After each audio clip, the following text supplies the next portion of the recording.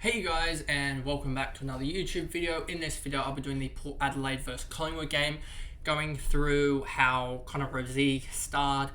Butters did alright. I mean, he started off really strong and then fell away in the second half, and how Darcy Cameron finally paid out with a 99 to not really drop anything, and he's probably going to hold another week as I need to get rid of a guy who's just basically a forward now. So before we get into the video, remember to like and subscribe, turn the notification bell on so you know when I actually upload, because there's going to be a lot of uploads in a row sort of in a day, and then the next day it's sort of like constant or almost hour by hour uploading in like a spurt of like 2 hours or so back to back, and then that'll be that for the day. But let's get onto the video.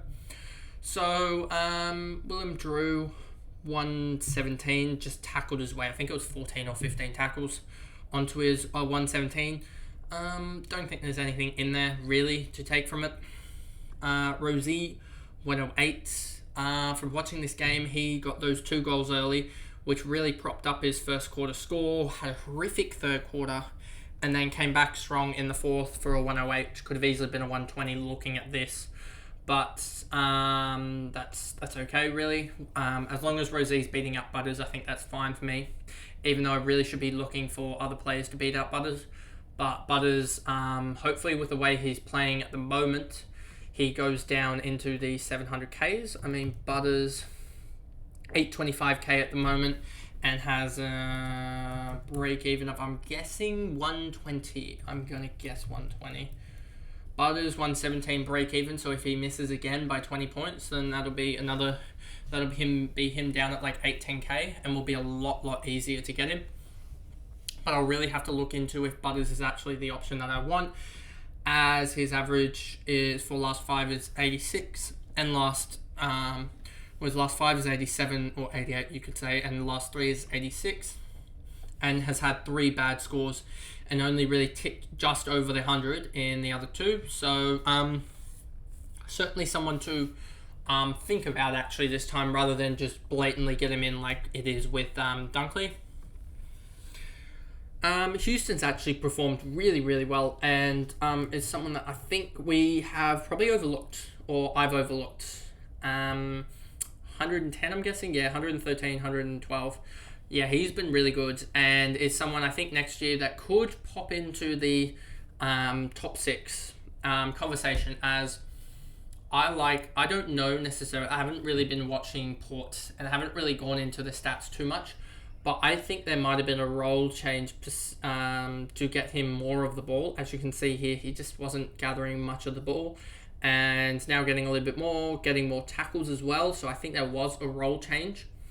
And I really think that I need to do more, look into him more, especially this offseason, see if there is a possibility of, I guess, starting him next year. Could he jump from being a 93 guy to a 110 guy for the first little bit? We'll have to wait and see.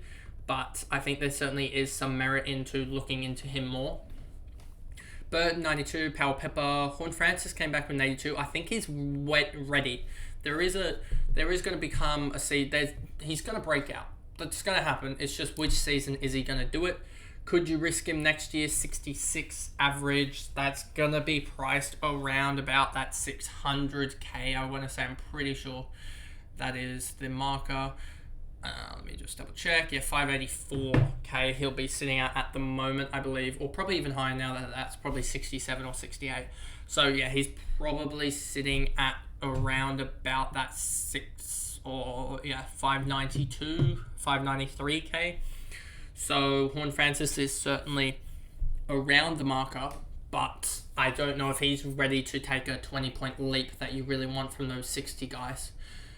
Finlayson, Dersma, Rioli, Boak, Dixon, Marshall, Bergman, none of these guys matter too much, and then Lysette was just out, which probably helped Collingwood that he was out. I mean, for Cameron itself, who, if you look here, he was out, I guess, in the last quarter. It looks like he was out in the last quarter.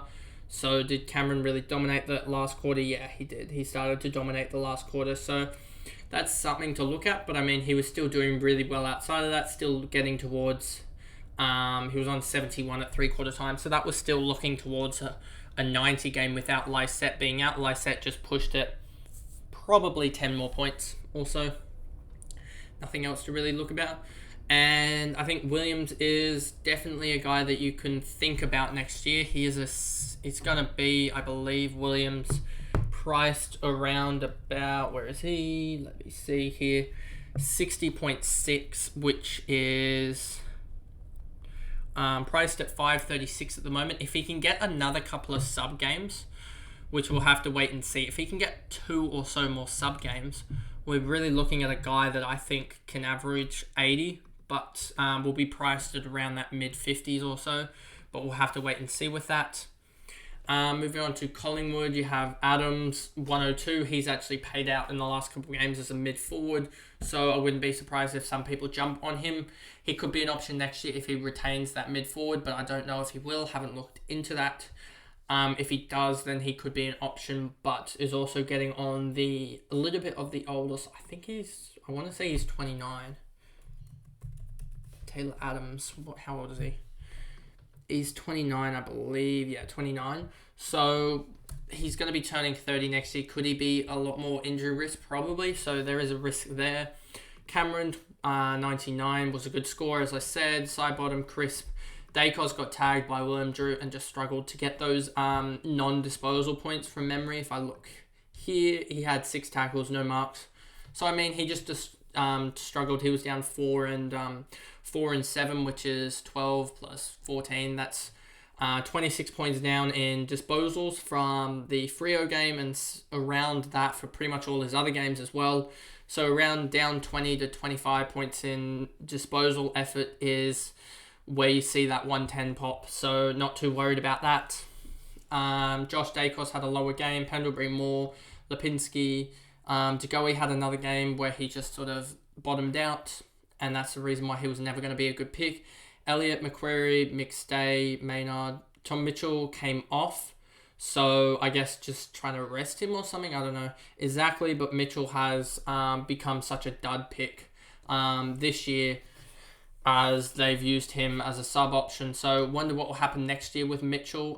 If I look here at Mitchell, I believe he's still going to be priced at around that 95 region, 94 for the year. So he's still way out of contention to be actually a pick next year. Noble, Quaynor, Murphy, Hill, Cox, Howe, Myercheck, and Markov. So that is the video there. A little bit quicker on the Collingwood side of things because it doesn't really matter for them outside of Cameron, Adams, and Dacos. Really, DeGoey doesn't really matter anymore. We've gone off that boat. But that's basically the Collingwood side, and I'll see you guys in another video. Thanks, guys. Goodbye.